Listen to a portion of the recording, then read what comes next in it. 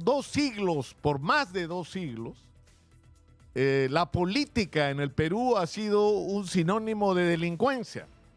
La visión de la lucha por el poder era la lucha por comerse la torta, por llegar a la administración de los presupuestos públicos para robarse la mayor cantidad de dinero que sea posible. Y son incontables las fortunas que se han construido en el Perú gracias a la corrupción.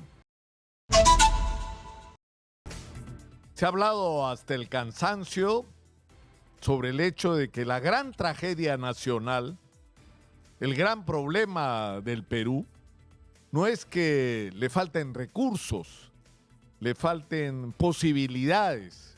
Es más, ni siquiera el problema del Perú es la calidad de su gente, que ha demostrado tener aquello que en el mundo se llama hoy resiliencia, es decir, esa capacidad de sobreponerse a cualquier adversidad y levantarse siempre y seguir adelante. Eso es el peruano común y eso es un patrimonio, eso es un capital tan o más importante que el que puede ser el tener cobre, tener oro o tener plata. El gran problema del Perú, la gran tragedia de nuestra república, y según Alfonso Quirós, como ya se ha dicho también hasta el cansancio desde antes, ha sido el problema de la corrupción. Y la corrupción está directamente ligada a la carencia de una clase política, de una clase dirigente que merezca siquiera el nombre. El Perú, desde su fundación como república, en términos reales y dramáticos y trágicos, ha ido pasando de mano en mano de gente que tenían en común la falta de una visión y de un proyecto nacional para el Perú, la incapacidad para la gestión de la cosa pública, pero sobre todo la corrupción. Por 2 siglos, por más de 2 siglos, la política en el Perú ha sido un sinónimo de delincuencia. La visión de la lucha por el poder era la lucha por comerse la torta, por llegar a la administración de los presupuestos públicos para robarse la mayor cantidad de dinero que sea posible. Y son incontables las fortunas que se han construido en el Perú gracias a la corrupción.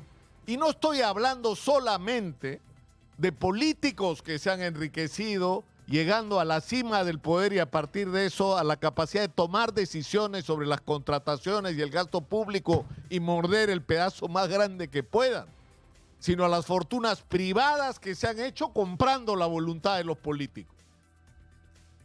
Esa ha sido la tragedia nacional. Ese es el problema que tenemos que resolver. Tenemos que barrer de la política peruana a los oportunistas, a los incapaces, pero sobre todo a los corruptos, a los que han ensuciado la política hasta degradarla al nivel que la estamos sufriendo en estos momentos.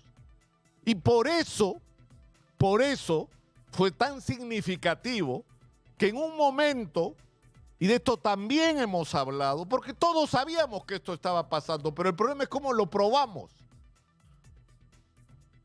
Y por eso es que fue tan importante que en determinado momento, por una investigación que es cierto no empezó acá, empezó en Brasil, empezó en los Estados Unidos, la empresa Odebrecht se vio obligada ante las evidencias y teniendo en cuenta que era probablemente, si no la más, una de las más grandes constructoras, no de Brasil, del mundo, se vio obligada a reconocer que para el desarrollo de sus negocios había tejido en diversos países redes de corrupción que consistían en procedimientos que comenzaban por el financiamiento de las campañas electorales para comprar la voluntad de los políticos o el voto de los congresistas y que terminaban con el otorgamiento de obras y de contratos. Odebrecht reconoció que esto había ocurrido y por primera vez exitosa, pudimos saber una verdad a la cual por poco habíamos rascado gracias a las investigaciones, sobre todo del periodismo independiente en tiempos anteriores a Odebrecht. Y el tema es que esta información produjo un enorme shock y nos enfrentó a una dramática realidad. Los presidentes de la República del Perú eran unos coimeros, eran unos delincuentes, y eso no era una presunción, eso no era producto de la imaginación desbordada de alguien, no señor, era el testimonio de quien decía: yo le he pagado a candidatos a la presidencia, yo he comprado la voluntad de presidentes, de gobernadores regionales, de alcaldes y alcaldesas. Sí, señor, eso decía Odebrecht. Y estuvo dispuesta a aportar información que nos permitiera llegar a esa verdad.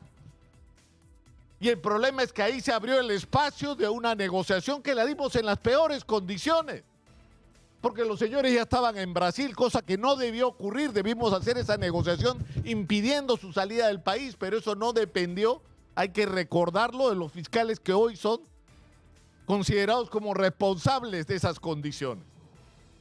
Sin embargo, en ese momento había que tomar una decisión y se tomó.